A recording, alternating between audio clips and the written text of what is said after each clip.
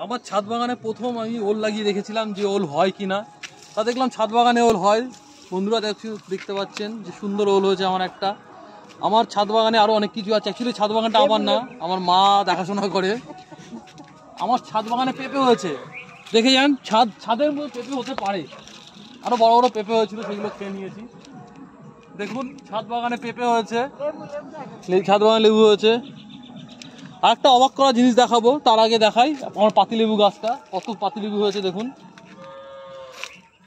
পাতিলেবুটা দেখুন কত পাতিলেবু হয়েছে।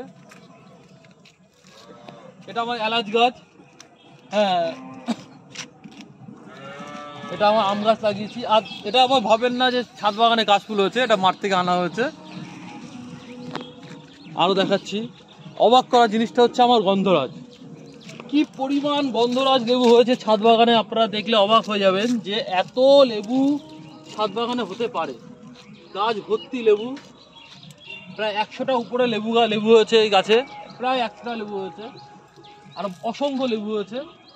এই আমার ছাদ বাগান। ছাদ বাগানে আরও দেখাচ্ছি, এই যে ছোট ওল চারা, পরের বছর এই গাছ থেকে অনেক বেশি ওল হবে, বড় ওল হবে। প্রথম ওই গাছগুলো চারাগুলো এইটুকু ছিল, এই যে ওলের ছোট চারা, এটাই পরের বছর অত বড় হবে। ছাদ বাগানেও ওল করা সম্ভব, আপনারা জেনে রাখুন।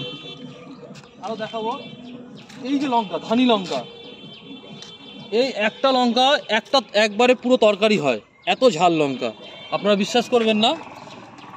আমরা আরও কিছু দেখাবো পরবর্তী সময়।